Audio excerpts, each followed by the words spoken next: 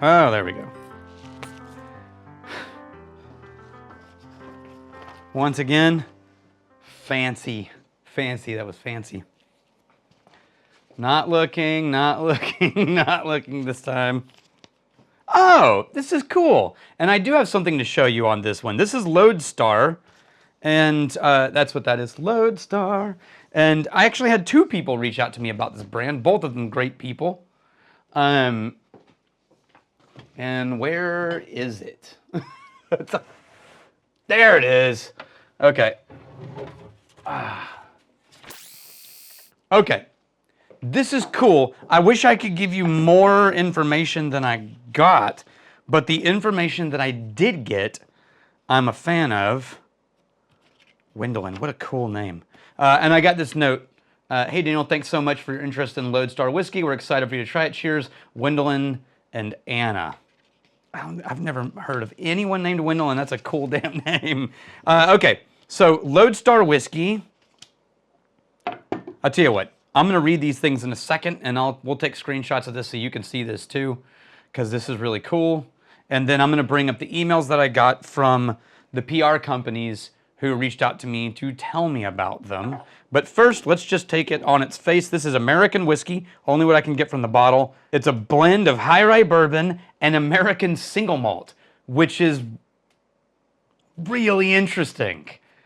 Rye and single malt. Now, the one thing that I was like, oh, but they've signed non-disclosure forms, is I don't know where the rye is coming from, and I don't know where the single malt is coming from, which is a real bummer, because that's one of my highest metrics, is full transparency. But everyone's business model is different. And if they did what they did to get started and get something in a bottle, and if they worked with brands that were like, you can't talk about us, I have literally been there. I've had to change labels because someone was upset about not wanting us to talk about them. The name comes from, 1, a star used as a point for reference, or 2, a person or a principle that serves as an inspiration or a guide. And I love that because the Wizard Academy has an entire thing that we teach in class about how the purpose of Wizard Academy, the business school, is to teach you how to find your North Star and your guiding markers to get you where you want to go and what are your non-negotiables. That's one of the key principles of Wizard Academy Business School, and they're echoing it. So immediately there was an affinity from me of like, oh, these are probably my kind of people. By the way, I'm Daniel Whittington. I'm the chancellor at Wizard Academy and Whiskey Marketing School, where we teach business classes for entrepreneurs and a whiskey sommelier training program. They put tasting notes. I glanced at it, but I shouldn't have. I try not to read it. I'm gonna let it sit for a second, or I let it sit for a second. Oh, well, that's new. This is 90 proof, 45%. My nose can't decide what's happening there. It's...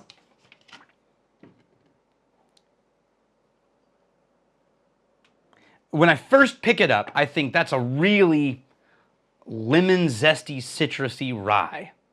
But within seconds, it changes to something else. But if I was just passing the glass, I would think lemon zest. And then there's your sort of baked pastry. Is there another kind of pastry? Pastry. There's something behind both of those things, though, because what I'm getting right now is this sort of lemon bread, pound cakey, dried flaky pastry with a little bit of like almost a toasted coconut. And then you get caramel. There's definitely caramel, but the whiskey note, right? I'm looking for the malt, and I'm not finding malt, but I'm thinking what's happening is what I tend to experience in a malt is this roundness, and the roundness of the barley is sort of filling in all of the mid-tones in the nose. And so instead of getting this thin, prickly, spicy rye note, I'm getting some of the things that rye provides on a bed of like really rich, pound cakey weightiness. But this is all mids and highs, no lows. It's all mid, high range, light, approachable, like a summer whiskey.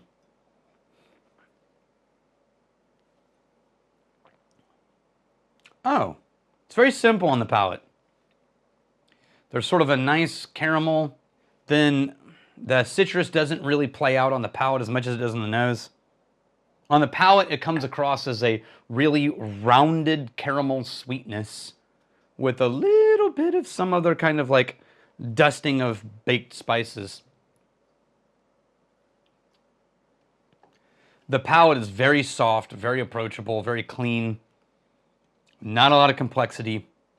A lot of just basic caramel bread and pastry notes.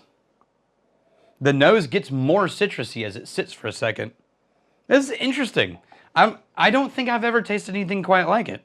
I'm trying to think how I'd approach it if someone poured this for me and I'm sitting out on the deck and like, hey, try this.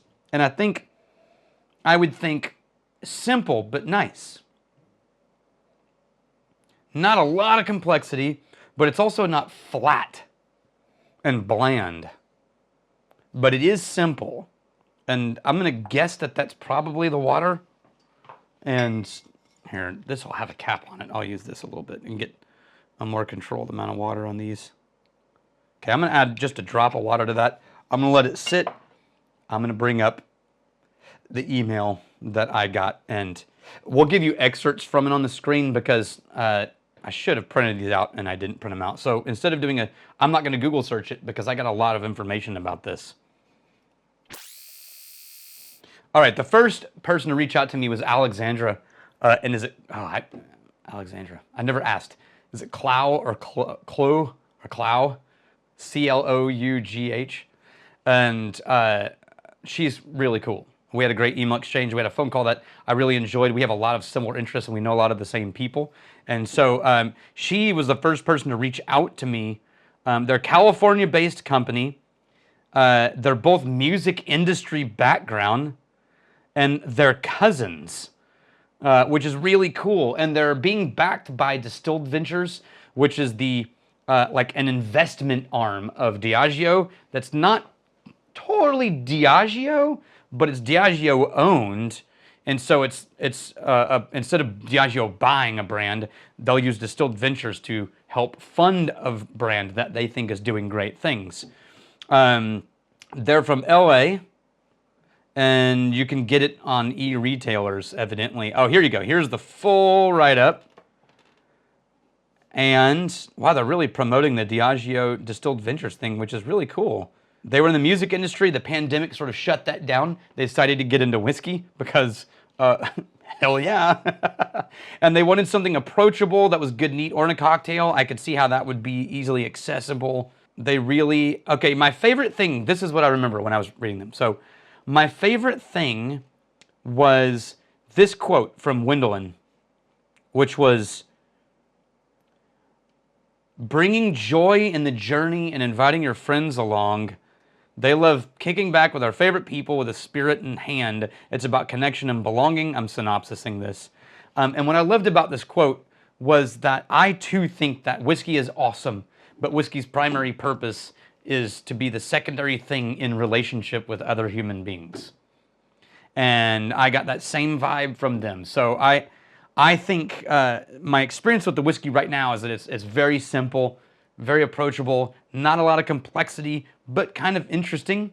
And I could see how it would be a very easy drinker and a very sort of gateway. People who aren't super hyper whiskey nerds would drink this and be like, hey, that's really great, actually. Maybe I'm a whiskey person. And we need things that get people to go, hey, maybe I'm a whiskey person. With a little bit of water, more of the rye comes forward than the barley does. And it turns more into baking spice and loses that citrus. And then the palate, it gets very flat sweet. So I think the proof they bottled it at was the right proof for what they were trying to accomplish. And they seem like people I'd probably enjoy having a drink with. And I think that's where I'm going to leave it. Cheers to you guys. I'm really glad you're here.